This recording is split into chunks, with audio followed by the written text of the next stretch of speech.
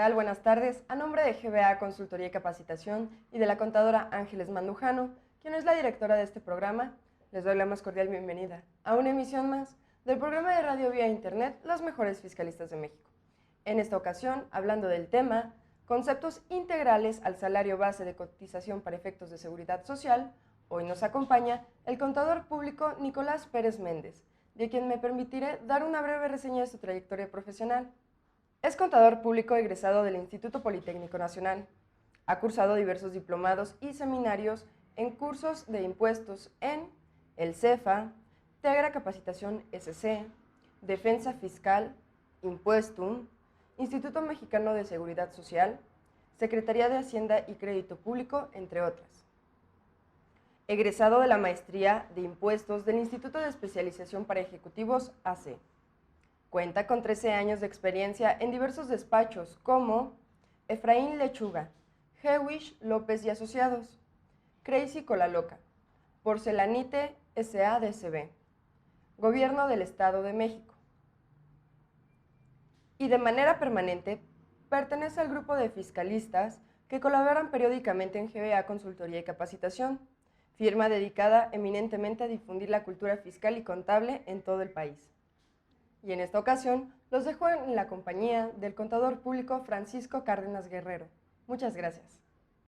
¿Qué tal, amigos? Muy buenas tardes. Bienvenidos a un programa más de los mejores fiscalistas de México. Y como ya se anunció previamente, hoy nos acompaña el contador Nicolás Pérez Méndez, de quien voy a tener el gusto de poder entrevistar. Nico, bienvenido, tú eres de casa. Muchas gracias por aceptar la invitación. No, al contrario, Francisco, muchas gracias. Y bueno, en lo personal nada más que habría que cambiarle el nombre en esta ocasión en particular.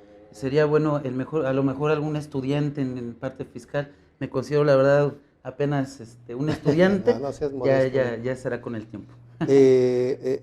Creo que has tenido una trayectoria muy importante y nos puedes compartir mucho de todos esos cursos que has impartido a través de GBA y otras capacitadoras. Entonces yo creo que hay mucha tela de donde cortar.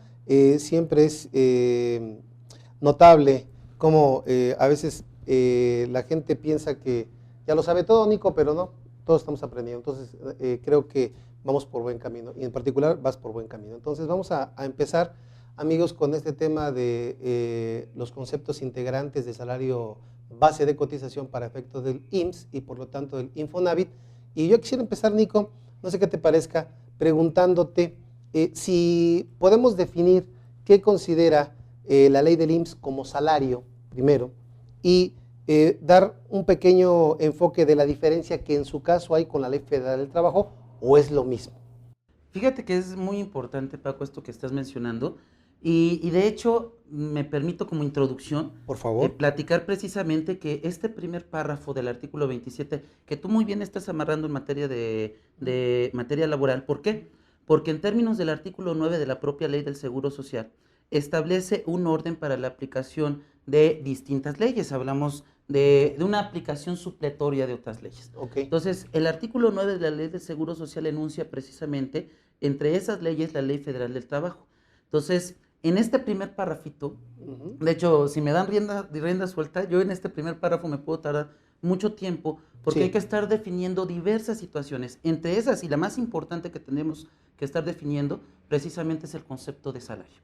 Y déjame de manera particular, de manera personal, llevar a cabo, mencionar una clasificación que te decía en lo personal, he distinguido en cuanto a los conceptos que se les pueden proporcionar a los trabajadores.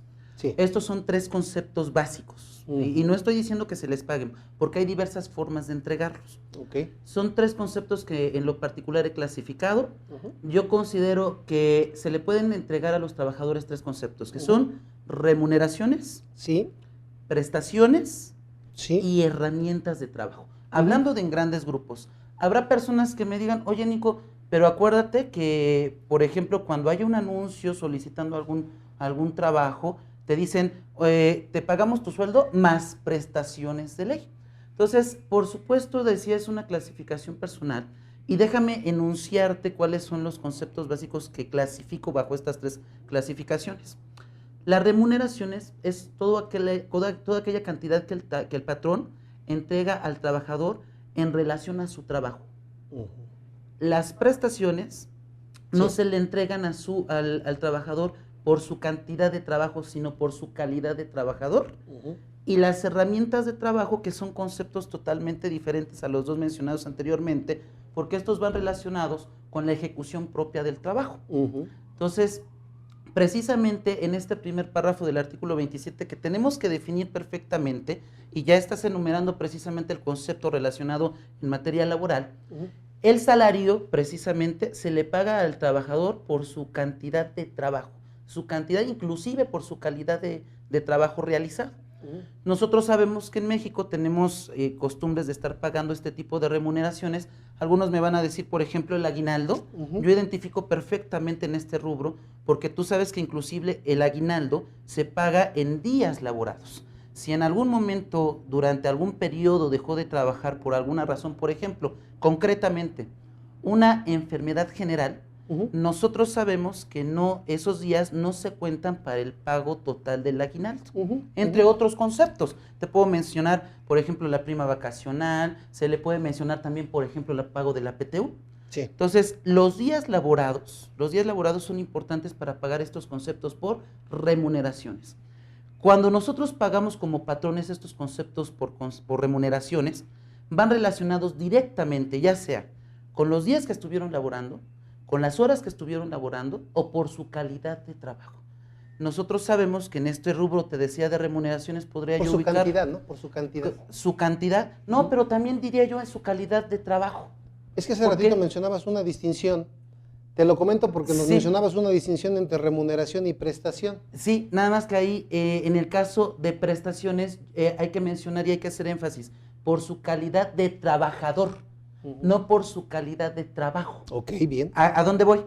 Tú, por ejemplo, cuando pagas un bono de productividad, eso quiere decir que por tu calidad de trabajo también, y tu cantidad, por supuesto, puede haber el pago de una remuneración por haber sido productivo. Entonces, yo en ese rubro de remuneraciones ubico estos conceptos. Precisamente, el primer párrafo del artículo 27 nos hace mención acerca de este concepto. Me voy a permitir leerlo literal, el artículo 27, y me dice: el salario base de cotización se integra con los pagos hechos en efectivo por cuota diaria, gratificaciones, percepciones, alimentación, habitación, primas, comisiones, prestaciones en especie, y aquí hay que hacer énfasis, y cualquier otra cantidad o prestación que se entregue al trabajador por su trabajo.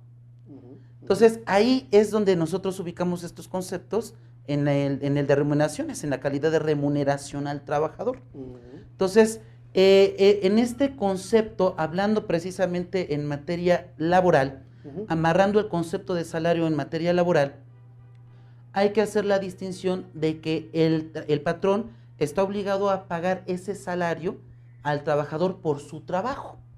Entonces, ahí es donde podríamos precisamente coincidir en el primer párrafo del artículo 27 con lo que tenemos en materia laboral. El salario se le paga al trabajador por su cantidad de trabajo. Y en algunos casos, por ejemplo, de algunos bonos específicos, también podríamos decir por su calidad de trabajo. Entonces, ¿el aguinaldo qué sería? ¿Una remuneración o una prestación? Yo la clasificaría como una remuneración. Ok. Porque cuando hablamos de prestaciones también hemos escuchado en la práctica que se habla de prestaciones legales, prestaciones contractuales. Ahí yo creo que ahí es en donde está una línea que debemos diferenciar, ¿no? Claro. Porque para muchos de nosotros las prestaciones, pues son el aguinaldo, también forman parte de nuestras prestaciones. Correcto. Las primas vacacionales, las primas dominicales en su caso. Claro. Pero entonces, ¿cómo distinguir esa partecita, Nico, entre que sea una remuneración y que sea una prestación legal, por ejemplo? Claro. Te decía, es una clasificación personal. Este concepto de remuneraciones como tal, yo también estaría incluyendo esas prestaciones de ley que tú estás mencionando. Todas aquellas prestaciones de ley que vayan directamente relacionadas por su cantidad de trabajo, las clasificaría en ese renglón de remuneraciones. Y de manera general, el de prestaciones para marcar esa línea. Exacto. Para marcar esa línea, esas prestaciones, yo las clasificaría como prestaciones y le sumaría ahí un rengloncito entre paréntesis. Prestaciones de previsión social, por ejemplo. Que esas prestaciones no se le entregan al trabajador por la cantidad de trabajo que hayan realizado. Entonces, ahí es una clasificación, te decía, general, y ubicaría esas prestaciones que tú estás mencionando en las remuneraciones, que son prestaciones de ley. Ok, entonces, si pudiéramos hacer un pequeño resumen de esta primera parte que es trascendental, como tú lo mencionas, hablaríamos de remuneraciones, ¿sí? Y de prestaciones legales, correcto, como un rubro genérico. Exacto. Y otro rubro, otro tipo de prestaciones, y otro rubro, herramientas de trabajo. Es correcto, es correcto. Okay. Bueno, y siguiendo con esta línea, que ya de aquí creo que tenemos un buen inicio. Hablamos entonces de que la Ley Federal del Trabajo considera en el 82, si mal no me equivoco, lo que es salario, y el 27 hace énfasis a que son cantidades que se entregan al trabajador por su servicio o por su trabajo. Pero bueno, aquí hablaste de un punto muy importante, la previsión social. ¿En dónde ubicamos la previsión social, Nico, en la Ley Federal del Trabajo? ¿Como un concepto integrante de salario o no integrante de salario? Ahorita nos platicabas tú y ya lo contestaste, pero no hay una disposición, además del primer párrafo del 27, que hable de la exclusión de la previsión social como integrante del salario. No, de manera expresa no, Paco, pero de manera implícita en el primer párrafo, sí. Nada más por el primer párrafo. Exactamente. ¿Por qué? Porque a la hora de que nosotros entendemos las prestaciones de previsión social, que no se le entregan al trabajador por su cantidad de trabajo, sino por su calidad de trabajo. Entonces ya nos están incluyendo en este primer párrafito del artículo 27, que me dice que son toda cantidad que se le entrega al trabajador por su trabajo. Ejemplo, de hecho, recordarás que esta prestación la plasmamos en muchos de los materiales que manejamos en materia de nóminas, tú lo recordarás. Por ejemplo, y esto es un concepto que revisamos en la vida real. ¿Cómo se llama este programa? Contador Casos de la Vida Real. ¿Sí? En este caso, fuimos a una empresa y se le pagaban a los trabajadores, a los trabajadores se les pagaba el día que cumplían años, se le pagaba, y fíjate cómo lo voy a mencionar de manera a propósito, se le pagaban 2 días de salario y aparte le daban el día libre, el día que cumplía años el trabajador. Entonces, fíjate, aquí estás de acuerdo que no tuvo que ver, oye, ¿sabes qué? ¿Fuiste productivo durante todo el año? Sí me entregaste, sí llegaste a las metas en las que nos planteamos al inicio del ejercicio como parte de tu producción. No importó, no se tuvo que ver un tabulador para este efecto, para entregar este concepto a los trabajadores. Entonces, cuando yo le hago el pago de este concepto al trabajador, que no tuvo que ver en ningún momento su cantidad de trabajo, la cantidad de trabajo realizada, entonces yo debo de ubicar estas prestaciones como una prestación de previsión social. Y ojo, en términos del artículo 27 no se le entregó al trabajador por su cantidad de trabajo, sino por su calidad de trabajador. ¿Cuál fue el motivo que detonó el pago de esta prestación, de otra prestación? Diríamos que fue el cumpleaños, prácticamente. Entonces no tuvo que ver nada su productividad, por el hecho de haber cumplido años se le pagan, y comento, decíamos que son dos días de salario. No porque vaya en relación al salario, quiere decir que esté relacionado directamente con la productividad. Simplemente es una medida que se le entrega a cada trabajador por la detonación que hizo la prestación, que fue el que cumpliera años. Entonces, ahí es donde precisamente se amarran estos conceptos. Eso es lo que tenemos que tomar en consideración. Correcto. Es más, de hecho, me permito comentarte, me permito comentarte que en esta empresa de repente llegó el Seguro Social y dijo, ¿sabes qué? A mí me integras este concepto al salario base de cotización. A través de un recurso que de hecho ingresamos, se ingresó precisamente usando el argumento que te estoy mencionando, de que esa prestación no va derivada de su trabajo, se ganó el recurso de inconformidad y nos permitieron no integrar esos conceptos al salario base de cotización. Muy bien, porque también por ahí hemos escuchado algunos especialistas en la materia que establecen que hay una disposición que puede considerarse como expresa para no integrar la previsión social, y estamos hablando de la fracción 8 del artículo 27, porque en esta fracción 8, si bien dice que se consideran prestaciones de carácter social, de carácter que tienen que ver con previsión social, ¿sí? Y, entre otras, dice que se consideran las sindicales, entre otras, ¿Tienes por ahí la fracción? Sí, de hecho, precisamente me permito leer la textual. Sí, Dice, por favor. las cantidades aportadas para fines sociales. Eso, fines sociales. Correcto. Y mira, dice, considerándose como tales las entregadas para constituir fondos de algún plan de pensiones establecido por el patrono derivado de contratación colectiva. Ahí voy. Correcto. Considerándose como tales, entonces algunas personas dicen, pero no son las únicas.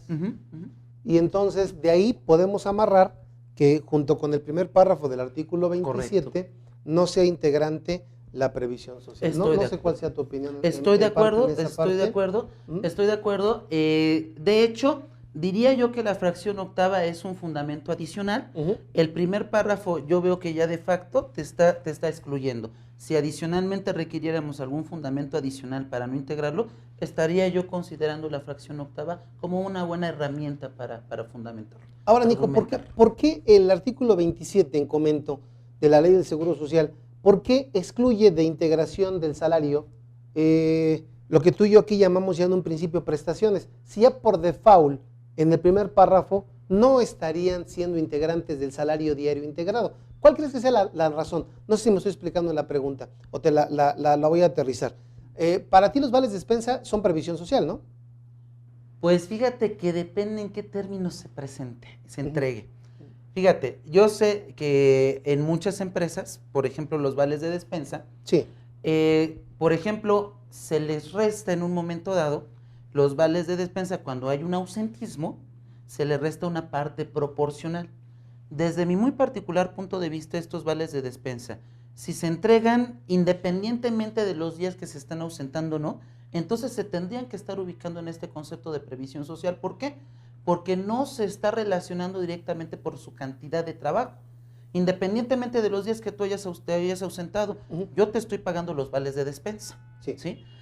Si nosotros en un momento dado restamos esa parte, yo veo que ya está relacionado la productividad con los vales de despensa. Pero bueno, ahorita estamos mezclando un concepto muy interesante, pero sí hay que marcar muy bien la diferencia entre lo que debemos de considerar para efecto de impuestos sobre la renta, porque sabemos que un concepto de previsión social en materia de seguro social no hay como tal una definición, y lo que dice en materia de seguro social. Entonces, yo plantearía, independientemente de que efectivamente los vales de despensa se le estén entregando al trabajador para efecto de seguro social, independientemente de que se le estén entregando por la cantidad de días laborados o no, para efecto de seguro social, están exentos hasta 40% del salario mínimo, del Distrito Federal. Entonces, en ese aspecto, yo te diría, bueno, los vales de despensa, si no van en relación con su trabajo, pues yo diría que están en términos del primer párrafo del artículo 27, pero de manera expresa, el artículo 27 nos establece un límite exento por concepto de vales de despensa. Pero como que es contraproducente, ¿no? Porque para algunos conceptos de previsión social, como el que acabas de hablar, de los días 2 días que le dieron al trabajador con goce de salario, de remuneración, sin haber prestado el servicio, no tiene ninguna otra prestación de previsión social, tiene límite, y esta sí tiene límite. Vamos a decir, el legislador puede poner límite cuando quiera, ¿no? Está bien. Es correcto. Podemos considerarlo como tal, ¿no? Es correcto. Entonces, porque si no dirías tú, va a estar abierto a que lo entreguen a la cantidad que quieran. Entonces, para ti es una medida de control, ¿no? Correcto. Como pudiera ser también el caso del fondo de ahorro. Por ejemplo, de hecho, me gustaría, precisamente hablando del fondo de ahorro, al final mencionar precisamente lo que dice el último párrafo, porque creo que ese punto es muy interesante.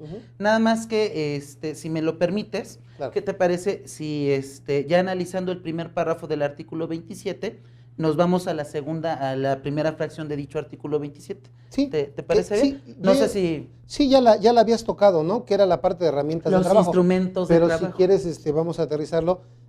Yo quería para fines de tiempo claro.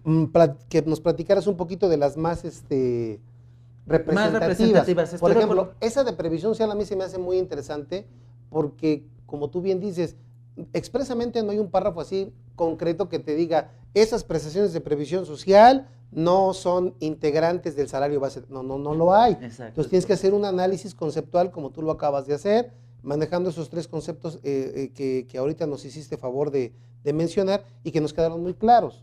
Yo creo que vamos bien por Sí. ahí. Entonces, yo te preguntaba el caso de la despensa y del caso del fondo de ahorro, desde el punto de vista que, en mi opinión, son prestaciones de previsión social y que están exceptuadas de la integración desde el primer párrafo, pero tú comentas bien, oye, ¿sabes qué? Pero eso no quiere decir que no pueda la ley limitarte a ciertos montos, ¿no? Que es lo que hace la disposición. Entonces, yo quisiera que termináramos un poquito con esos dos temas, Claro. de despensa y fondo de ahorro, y si quieres ahorita hablamos de las herramientas, que es un punto muy importante también, Claro. ya que ya aterrizaste un poquito lo de previsión social. Ok, nada más para redondear el concepto, hablando precisamente de estos dos rubros, vales de despensa y fondos de ahorro, en lo que coincidirían en materia de prestaciones de previsión social sobre el concepto.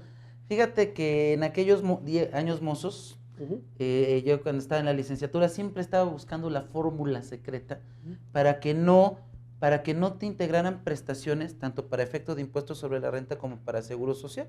Entonces, buscando estos conceptos y estas definiciones, llegas a la conclusión que en donde coinciden el concepto de previsión social en materia de impuestos sobre la renta y para efecto de seguro social es precisamente el punto en el que las prestaciones de previsión social no se le pagan al trabajador por su cantidad de trabajo, sino por su calidad de trabajador.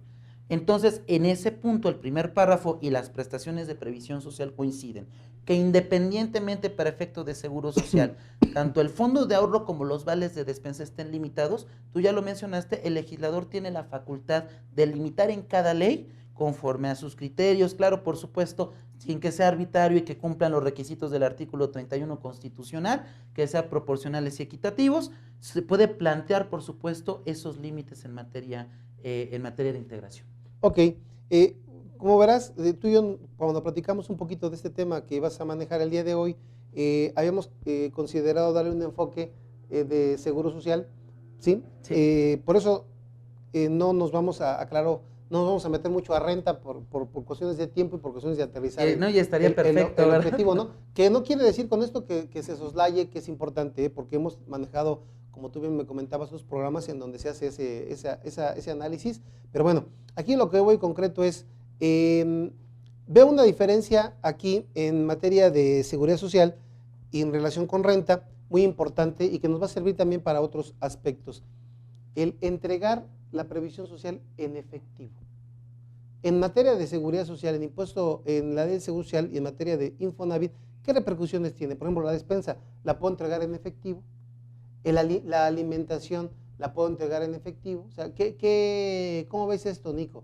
En relación con otras materias, pero de manera somera, pero en materia nada más de seguridad social, ¿sí se puede, no se puede? ¿Cómo va? Fíjate que en materia de seguro social nos dice precisamente el artículo 27 que los vales de despensa no importa en qué forma se entreguen. Se pueden entregar ya sea en especie o ya sea en efectivo. Por supuesto, esto también tiene su repercusión en materia de Infonavit, que está en los mismos términos que en materia de seguridad social. Los vales de despensa se pueden entregar en especie o en efectivo. Por supuesto, nada más como acotación, como nota al pie de página, hacemos mención que desafortunadamente en materia de impuestos sobre la renta tiene su repercusión hacer el pago en efectivo, porque existen diversas tesis en las que se establece que si el pago se hace de esas prestaciones se hace en efectivo, tendrían que hacer base gravable para efecto de impuestos sobre la renta. Entonces, para efecto de seguro social y para efecto de Infonavit no hay ningún problema, no hay ninguna limitante. Se puede entregar en especie o se puede entregar en efectivo. 40% del salario mínimo del Distrito Federal. General. Es correcto. Es correcto. De acuerdo. Correcto. ¿Y si les doy más, Nico? En estos términos, el último parrafito precisamente, el último párrafo del artículo 27, nos habla que cuando excedan los montos que se establecen en las fracciones, es la fracción sexta, la fracción séptima y la fracción novena, los excedentes se tendrían que integrar al salario base de cotización. Nada más el excedente. Es correcto. Okay. Es correcto. Ok, y en materia de alimentación, Nico, alimentos, ¿cómo opera la integración o no integración? Por ejemplo, también en alimentos, mucha gente dice, a lo mejor les doy vales restaurante. ¿Sí se considera como alimentación? ¿No se considera como alimentación? ¿Cómo debemos manejar esa parte? Mira, en este aspecto, en términos de la fracción quinta del propio artículo 27, no hay como tal una limitante expresa que te digan, ¿sabes qué? La alimentación le tienes que dar físicamente la comida o le puedes dar un vale. No establece ninguna limitante de manera expresa. Entonces, por supuesto, ahí utilizaríamos el principio general de derecho, donde la ley no distingue, yo no tengo por qué estar distinguiendo, y por lo tanto, yo como patrón, yo les podría entregar, ya sea físicamente, le podría estar entregando una torta al trabajador, o le podría estar entregando un vale para que vaya y llegue a consuma en un restaurante, por ejemplo. Aquí la condición que nos establece propiamente esta fracción quinta, nos establece que no se debe de considerar o se debe de entregar de manera onerosa, es decir, que no sea a título gratuito. Okay. Y para este efecto, por supuesto, nos dice esta fracción quinta que se debe de considerar que no se entrega a título gratuito cuando tú cobres por lo menos el 20% del salario mínimo general del Distrito Federal. Okay. Entonces, tú cobrándole el 20% de este salario mínimo, consideras que la prestación no es gratuita y por lo tanto si no aumentas la base de cotización para efectos de seguro social. Esto relacionado por supuesto de manera íntima con el artículo 32 de la propia ley del seguro social, donde nos establece que si yo entrego esos conceptos al trabajador de manera gratuita, entonces tendría que estar aumentando hasta el 25% del salario base de cotización del trabajador. Por supuesto que aquí está considerando 3 alimentos al día. Nos establece el propio artículo 32 que cuando yo hago esta entrega de manera gratuita de conceptos de alimentación, ahorita ubicando alimentación, por supuesto también hay que hacer acotación a habitación, porque también está incluido en el artículo 32, tendríamos que estar aumentando el 25% si yo entrego tanto alimentación como habitación de manera gratuita al trabajador, tendría que aumentar ese 25% del salario. Por cada un concepto, pero ojo, en el caso de alimentación nos dice expreso que en caso de que se entregue 1 o 2 comidas al día, se tendría que aumentar por cada alimento al día el 8.33%. Y esto es muy sencillo, ¿verdad? Tomamos el 25%, lo dividimos entre 3 alimentos al día y nos resulta este 8.33% que tendríamos que aumentar la base de cotización para efecto de seguro social. Pero si yo le doy las 3 comidas y le cobro por las 3 el 20%, el equivalente al 20% del salario mínimo general del Distrito Federal, ¿está bien? ¿O debe ser por cada alimento? En estos términos nos dice el artículo 27, la fracción quinta, dice: la alimentación y la habitación cuando se entreguen en forma onerosa a los trabajadores, y se entiende que son onerosas estas como mínimo el 20% del salario mínimo general que rige en el Distrito Federal. No lo dice de manera expresa, tenemos un acuerdo propiamente del Seguro Social donde nos dice que se tendrían que cobrar por cada alimento por lo menos el 20% de dicho salario. Por cada alimento entonces sería.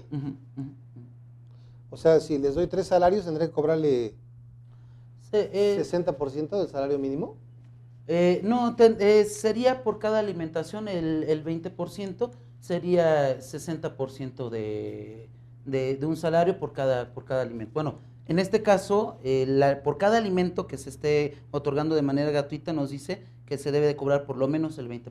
Es que ahí te quería preguntar eso porque también, fíjate que en la práctica es algo controvertido esta parte, porque si podemos leer esa fracción, Nico, porque lo que muchas veces hemos visto en la práctica es que no expresamente no dice que sea por alimento, como sí lo dice expresamente el 32. Sí, así es. Y por ahí también hay un acuerdo del Consejo Técnico que habría que revisar para efectos de esta parte, ¿no? Porque es un poquito controvertido este punto. Sí, definitivamente en términos del artículo 32 efectivamente nos está indicando de manera expresa que se cobre por cada alimento.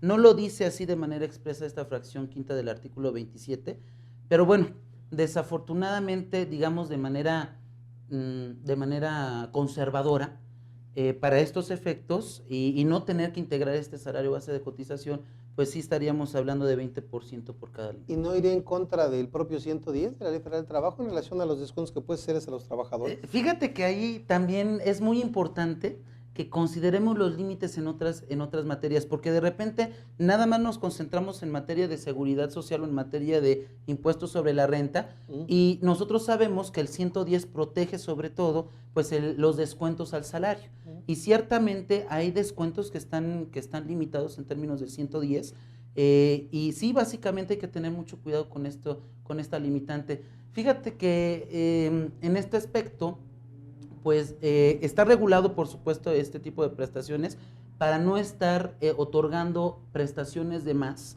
a los trabajadores, y en lugar de estarle pagando estos conceptos, se le esté desviando por algún otro concepto, algún tipo de salario, alguna remuneración. Entonces, sí, siempre hay que tener cuidado con las limitantes que se establecen en otras leyes. Entonces, para concluir esta parte de lo que yo te platicaba del efectivo que muchas empresas quieren manejar y que tienen que ver el aspecto fiscal, el aspecto de seguridad social, el aspecto laboral, etcétera, etcétera. Entonces, aquí esto es por eso es que te lo pregunto, porque a veces no es tan claro. Es la alimentación, o sea, pero no es ayuda para alimentación, o sea, no es darle dinero para la alimentación.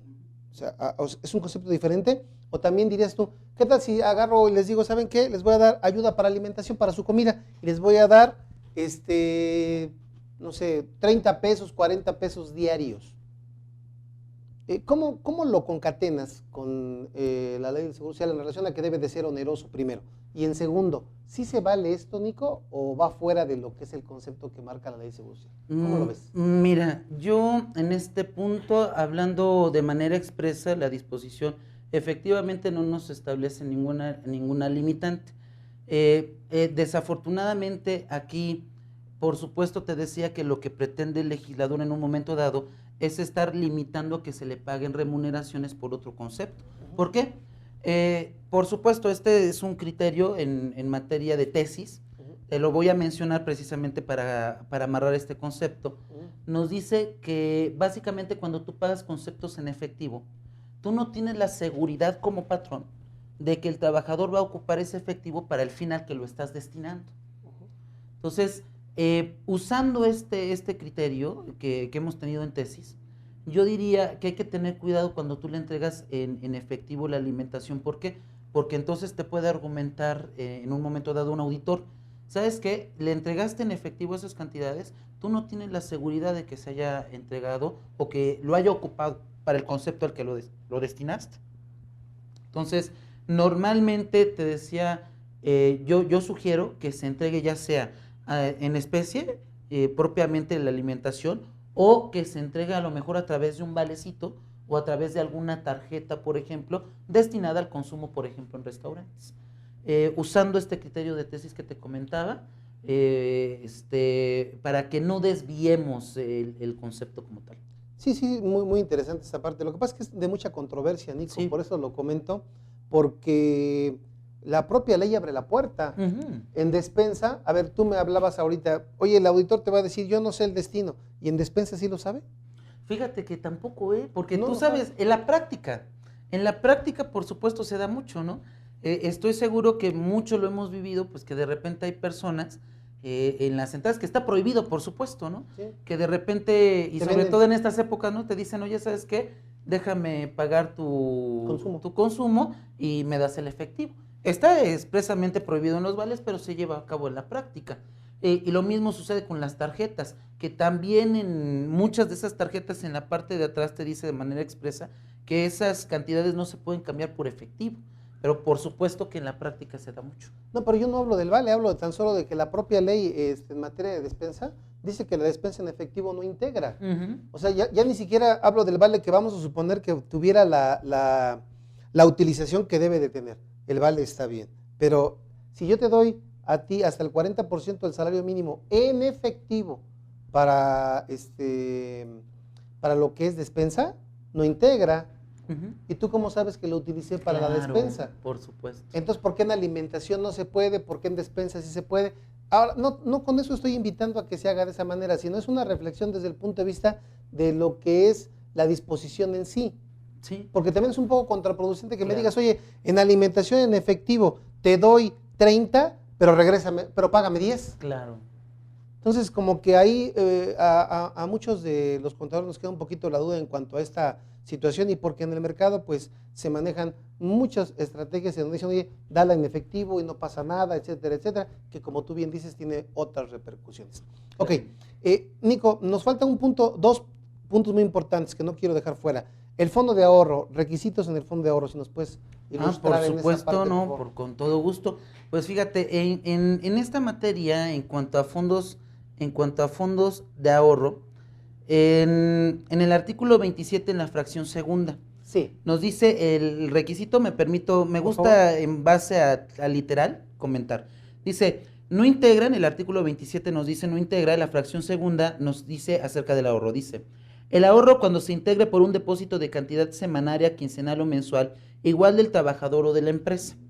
Si se constituye en forma diversa o puede el trabajador retirarlo más de 2 veces al año, integrará salario. Tampoco se tomarán en cuenta las cantidades otorgadas por el patrón para fines sociales de carácter sindical. Esta fracción segunda del artículo 27 nos establece las condiciones en que se tienen que pagar este concepto de fondo de ahorro. El primer requisito indispensable es que ambas cantidades, ya sea, dice semanal, quincenal o mensual, semanaria, quincenal o mensual, fíjate, aquí también es donde entra la controversia. Porque estás de acuerdo que hay muchas empresas que no necesariamente tendrían que estar pagando bajo estos conceptos sobre esos periodos de tiempo las cantidades de fondos de ahorro. Claro. Puede ser en algún momento que en algunas empresas hayan decidido, ¿sabes qué? Yo voy a pagar decenalmente. Entonces, en este término, hay un acuerdo que ahorita vamos a comentar porque es muy importante. Sí. Esta fracción segunda nos establece el periodo semanal, quincenal o mensual. Te decía, ahorita comentamos el acuerdo. En términos de la fracción segunda, nos establecen estos periodos que se tienen que pagar de manera igual por parte del trabajador y por parte del patrón.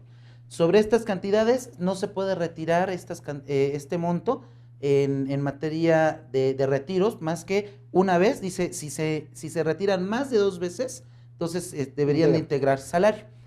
En estos términos, estas son las condiciones. Si te das cuenta, la fracción segunda jamás nos establece un límite, como normalmente lo tenemos en materia de impuestos sobre la renta. Otra vez hay una nota a pie de página. En términos de esta fracción segunda no nos establece algún límite. Puede ser inclusive un monto considerable. Aquí, nuevamente haciendo comentario, el que tú comentaste en términos del 110, hay que recordar, por ejemplo, que para efecto del artículo 110, hablando de ahorro, también hay un límite. Hay que amarrar ahí esos conceptos en materia laboral y en materia de seguridad social, que no rebasemos los límites del artículo 110 en materia laboral. Para la fracción segunda no hay ningún límite en materia de seguridad social. Por supuesto, si nosotros rebasáramos los límites establecidos en el 110, estaríamos en una contingencia en materia laboral. En materia de seguridad no hay ningún límite. Entonces, y si se aporta cantidad diferente por parte del trabajador, ¿por qué vas a mencionar ahorita lo del acuerdo, no? Sí, fíjate. ¿Por qué no lo comentas? Es correcto, miren, de una vez lo comentamos. Muchos de nosotros tenemos de facto que los excedentes son los que se deben de acumular o se tienen que integrar al salario base de cotización.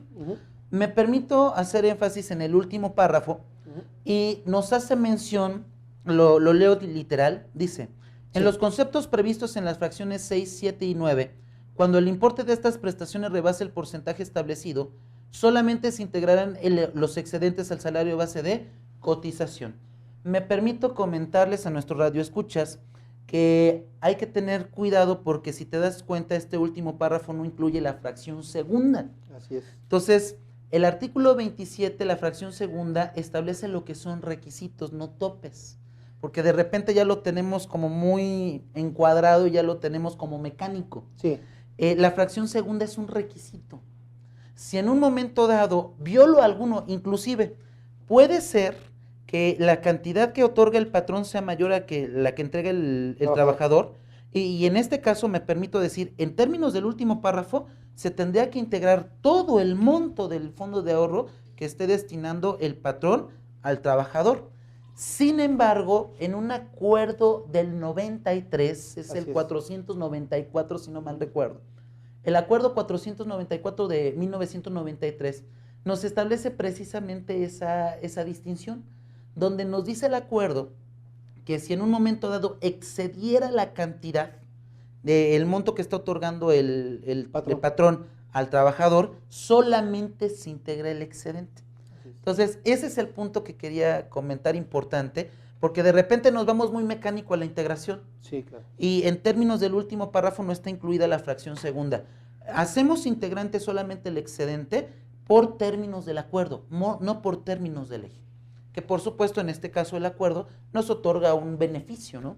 No integrar la totalidad del fondo de ahorro que otorga el patrón al trabajador, solamente el excedente, gracias a este acuerdo del 93. Y cuando hablabas del depósito del ahorro, que fuera semanal, quincenal o mensual, y hablabas de que algunas empresas pagaban de forma decenal, ¿de eso hay algo en el acuerdo también o ya no hay nada? No, mira, desafortunadamente no hay una definición como tal. Básicamente donde nos permite distinguir este acuerdo es solamente sobre el excedente. Por supuesto, me permito comentarte, esto por supuesto es extraoficial, no lo tenemos en términos de ley, pero a mí me sucedió que en alguna empresa, algún auditor por parte del Seguro Social nos revisó, se dio cuenta de que el pago era decenal, nos permitió no hacer la integración de este salario por el pago decenal, por simplemente cumpliendo el resto de los requisitos, por supuesto. Siempre hay que hablar técnicamente hablando, y en términos de la fracción segunda, de manera rigurosa, tendríamos que hacer el pago en estos términos para efecto de no estarlo integrando. ¿Y qué pasa si, por ejemplo, en ese caso tú le pagas decenal? ¿Sí? Tú le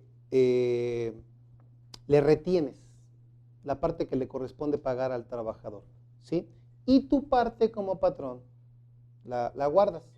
Y en la quincena haces el depósito de ambas cantidades. ¿Cumpliríamos? Pues mira, ¿estás de acuerdo que nos dice que el depósito tiene que ser por una cantidad independientemente del periodo de pago? Puede ser en un momento dado, yo estoy pagando una nómina decenal, pero en términos del depósito se está haciendo ya sea semanal, quincenal o mensualmente. Estoy en los términos de la fracción segunda. Sí, ¿verdad? Claro, por supuesto. ¿Y por qué habla la ley de 2 retiros en el año, Nico? ¿Por qué no 1? ¿Por qué pueden ser 2? Bueno, dice retirarlo más de 2 veces al año. En estos términos, precisamente limitando que nosotros paguemos otros conceptos, el fondo de ahorro al final del camino lo que busca es que el trabajador pues no se le esté pagando una remuneración por aparte. Entonces, lo que nos establece esta condición es precisamente limitando al patrón a que se le paguen remuneraciones bajo otro concepto. Okay. Entonces, ¿cuál es el fin de la prestación? Pues que al final del camino el trabajador tenga algo donde estuvieron depositándole un ahorro y que pueda disponer durante determinada época del año. Si yo dijera, oye, ¿sabes qué? Puedes estarlo retirando cada semana, cada quincena, se desvirtuaría el objetivo de la prestación o de este concepto de fondo de ahorro. ¿Y no crees que se pueda desvirtuar también al no contemplar la ley de seguro social los préstamos? Porque está hablando de retiros. ¿Qué pasa si te voy a poner un ejemplo muy extremo. ¿Qué pasa si me prestas cada mes? Sí, fíjate, desafortunadamente en este caso nos dice simplemente que haya un retiro más de 2 veces al año. No está hablando de préstamos. Desde este punto de vista, aplicando estrictamente la ley, por supuesto no está limitando, usando nuevamente ese principio general de derecho donde no me distingue, pues yo no tendría que estar limitando los préstamos al trabajador. Por supuesto, te decía que al final del camino, lo que busca la prestación es que el fondo de ahorro, pues durante determinada época el trabajador cuente con una cantidad ahí de reserva, ¿no? Si en un momento dado se están otorgando préstamos, se podría argumentar, que por supuesto se puede defender, se podría argumentar que estás desvirtuando el objetivo del concepto, que es el ahorro, ¿no? Ok, muy bien. Otras dos cuestiones, Nico. Una en relación a las gratificaciones anuales. ¿Qué pasa cuando el trabajador, por única ocasión, se le da un bono, una gratificación anual? Oye, nunca le hemos dado esa gratificación, hoy trabajó muy bien, se le da una gratificación. ¿Integra? Pues tú ya lo mencionaste, de hecho, ahí me diste tú la clave. Pues trabajó muy bien.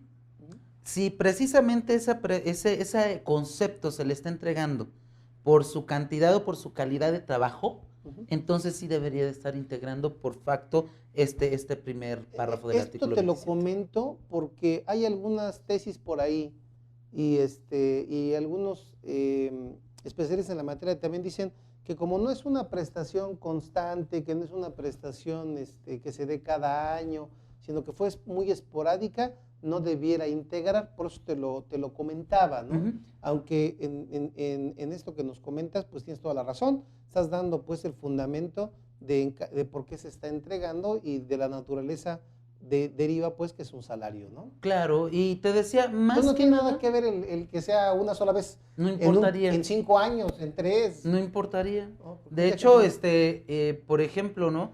En esta empresa de repente,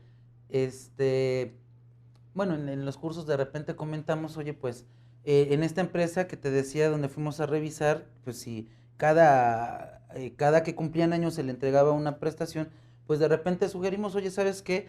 Pues, ¿qué te parece si el día que se muera la suegra, pues también le damos una remuneración para que se vaya a festejar, ¿no? En un momento dado. Puede ser que esa prestación te la den una vez en la vida. Sí, porque nada más, bueno, pues, sí, puede ser puede que tengas varias. diferentes suegras, ¿no? Pero bueno, en un momento dado puede ser que sea extraordinaria la prestación. Independientemente del periodo, lo que hay que buscar es la razón por la que se está pagando el concepto. Okay. Si no es en relación a su trabajo, entonces no estaríamos ubicados en este primer párrafo. Si, oye, ¿sabes qué? Este año, por ejemplo, yo le establecí a mi trabajador, a mi agente de ventas, mira, alcánzame 1,000,000 de pesos de ventas durante el ejercicio y te voy a dar un bono. Puede ser que en un año lo haya alcanzado, puede ser que 3, 4, 5 años después no lo haya alcanzado. De cualquier manera, como fue relacionada con su productividad, se tendría que integrar en términos del primer párrafo, que fue por su trabajo. Muy bien, Nico. Y otra cosa que también causa controversia, que me quisiera referir a ella para que nos comentes tu opinión, es en relación al tiempo extraordinario. Por ahí en la ley de Seguro Social establece también el 27, me parece que es la última fracción, correcto, en relación al tiempo extra que no exceda de los límites señalados en la legislación laboral. ¿Sí? Sí. Pero en la legislación laboral tenemos dos artículos.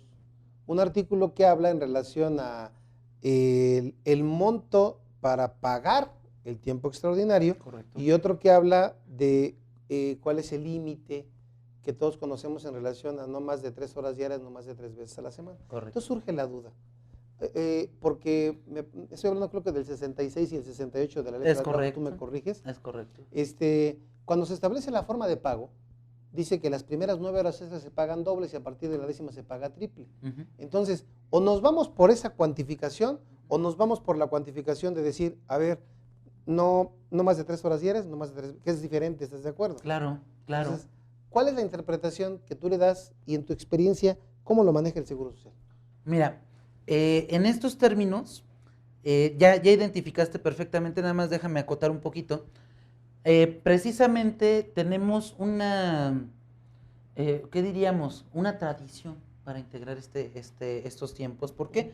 Porque efectivamente muchas veces amarramos lo que dice en cuanto al límite laboral y lo que es la remuneración, que son dos cosas totalmente diferentes. Para estos efectos nos dice efectivamente que rebasando 9 horas a la semana, el excedente se tendría que pagar triple. Sin embargo, el límite es totalmente diferente. Entonces, ¿a dónde nos puede llegar o a dónde nos puede llevar esta interpretación de la ley en materia laboral? Que puede ser que tengas horas dobles grabadas o que integran para efecto de seguro social y hay horas extras triples que pueden ser exentas y no integrables en materia de seguro social. En estos términos, desafortunadamente me permito decirte que los servidores públicos tienen esa tradición para la integración de las horas extras. Ellos a partir de 3 horas al día, las demás, el excedente las consideran como triples y más de 3 veces por semana las consideran triples, cosa que en términos del artículo 67 en cuanto al monto que se tiene que pagar por horas extras, no lo establece de manera literal la Ley Federal del Trabajo. Es correcto. Sin embargo, te decía, desafortunadamente el servidor público ha integrado e integra todavía en revisiones el salario con base al límite que decíamos, no más de 3 horas diarias, no más de 3 veces por semana. Todo el excedente de esos dos conceptos, de esos dos límites, se pagan triples. Y esto, Pero por integra. supuesto, Más que cómo se paguen, ¿integran o no integran? los están integrando. Ah, los están integrando. Los están integrando en materia de seguridad social. Uh-huh. Te decía, muchas veces cuando vamos a exponer esta exposición o esta interpretación en los cursos, sí, hay gente que se queda impactada porque tiene toda su vida pagando las horas extras con esa interpretación de ley. Uh-huh, uh-huh. Correcto, pero sí, desafortunadamente los servidores públicos están integrando el excedente de 3 horas diarias y de 3 veces por semana. Y esas horas triples las están integrando para efecto de seguro social. Sí, porque finalmente habla de límite, ¿no? Tienes por ahí la fracción, creo que es la 9, ¿no? Del 27, ¿no? Sí, dice, el tiempo extraordinario dentro de los márgenes señalados en la Ley Federal del Trabajo. De los márgenes. Exacto. Es que la Ley Federal del Trabajo habla de monto de pago y habla de márgenes. Y es más, el margen no viene incluso de origen de la Ley Federal del Trabajo, viene de la Constitución. Es correcto. De hecho, constitucionalmente hablando, se establece precisamente ese pago. Claro, claro. Muy bien, Nico. Otro punto que me queda aquí, ahora sí, te decía en esta enunciación que hemos hecho de algunos conceptos que marca el 27 y de algunos otros adicionales, tenemos qué tan importante puede ser las herramientas de trabajo, Nico, para efecto de no integración. Claro, fíjate que en este punto es muy importante que la forma en que se estén entregando los conceptos. Mira, las herramientas de trabajo precisamente depende a qué se esté dedicando el trabajador para que sean acorde. Por supuesto, con todo respeto, puede ser en un momento dado que a un obrero pues se le compre el uniforme correspondiente. Oye, un casco, los lentes, las botas, en fin. No voy a poder considerar como herramienta de trabajo, por supuesto, si yo le compro un traje, por ejemplo, a esa persona que se dedica a trabajos manuales. Depende, por supuesto, de a qué se esté dedicando el trabajador para que se considere como herramienta de trabajo. Ahora, déjame ponerte un ejemplo que me gusta mencionar en los cursos. Vamos a suponer que a mi trabajador le entrego un vale para que se vaya a comprar ropa. Si yo no le condiciono cuál es la clase de ropa, podría yo considerar, dependiendo en qué condiciones se entregue ese vale de ropa, ya sea una remuneración o una prestación. Si yo, por ejemplo, le entrego ese vale, pero le condicioné para la entrega de ese vale, ¿sabes qué? Tuviste que haber conseguido comisiones hasta por 3 millones de pesos para que yo al final del año te entregue este vale de ropa. Como ya lo estoy condicionando a la productividad, ese concepto lo tendría que estar ubicando, según mi clasificación, en el rubro de remuneraciones. Si yo ese vale de ropa no se lo condicioné absolutamente nada, en términos de mi clasificación tendría que clasificarlo dentro de una prestación. Si yo ese vale de ropa le digo, sí, aquí está el vale de ropa, pero te vas a comprar un traje de tal color, de tal marca, de tal modelo, te vas a comprar una camisa, inclusive te voy a decir los días en que tienes que ocupar ese traje. Bajo esos términos se pueden entregar estas herramientas de trabajo. Ahora, me decías la importancia de estos conceptos. Yo considero que estos conceptos no los hemos explotado como debe de ser, porque tienen un sinfín de beneficios. Yo desde el momento en el que me están otorgando estos conceptos, sí, me siento más a gusto en mi trabajo. Digo, el hecho, por ejemplo, de tener una computadora funcional en tu trabajo te motiva para seguir trabajando. Fíjate, el trabajador por ese lado se siente motivado para seguir trabajando. El patrón, por un lado, para efecto de seguro social, no lo estamos integrando y tienen diversos beneficios en diversas disposiciones. En materia de impuestos sobre la renta, en términos del último párrafo del 110, no se considera objeto de la ley, y en términos de materia local, en la mayoría de los estados, pues tampoco se integra dentro de la base. Entonces, es muy importante que explotáramos estos conceptos, porque yo veo varios beneficios, tanto por parte del trabajador como por parte del patrón. Muy bien, Nico. Y si se te ocurriera como trabajador decir, bueno, tú me estás proporcionando un traje o a una trabajadora un traje sastre, pero no me gusta la calidad del traje que me estás proporcionando. Yo quiero poner la diferencia para un traje mejor. ¿Desvirtúa el concepto de herramienta de trabajo también? Pues yo veo que al final del camino lo va a estar ocupando para realizar sus actividades. Entonces puede ser en un momento dado, nada más que, por supuesto, dentro de las directivas que yo establezca. Oye, yo te estoy condicionando a que el traje sea, por ejemplo, de un color determinado y me lo vas a traer tales días. Ujú. Oye, si la clase o la calidad del traje que me estás diciendo ya no cumple con el estándar que yo establezco como herramienta de trabajo, y yo veo que estarías en un momento dado desvirtuándolo. A lo mejor podrías considerarlo como una prestación, ¿no? Dependiendo en qué términos se establezca, ¿no? Si yo le establezco en qué condiciones y bajo qué términos, qué traje tienes que estar ocupando, lo puedo ubicar como una herramienta de trabajo propiamente, Muy cumpliendo bien. características específicas. Muy bien, Nico, pues como todo el tiempo se me acaba y quisiera yo cederte nuevamente el espacio para que nos comentaras algo que ya no te pregunté y que tú consideres relevante que deban saber las personas que nos escuchan y nos ven vía internet. Bien, en estos últimos minutos, ¿qué te parece? Fíjate que en estos puntos es importante que consideremos, por ejemplo, esto ya tiene un fondo todavía más trascendente, pero me gustaría comentar, por ejemplo, dos conceptos importantes. Por ejemplo, los becarios que últimamente han estado considerándose importantes para estos efectos. Vamos a considerar estas personas becarios. En estos términos, primero tendríamos que buscar el fondo de la relación. En términos del artículo 12 de la Ley del Seguro Social nos establece quiénes son sujetos de afiliación al régimen obligatorio, y en términos de este artículo 12 nos establece que todas las personas que tengan una relación de trabajo en términos laborales. Me permito indicar que ha habido ya inclusive acuerdos por parte del Consejo Técnico del Seguro Social donde se establece que los becarios no son sujetos de aseguramiento y por lo tanto tú sabes que hay empresas que se dedican, por ejemplo, a darles una ayuda de transporte, por ejemplo. Oye, ¿sabes qué? Necesito que una escuela venga a hacer sus prácticas profesionales en mi empresa.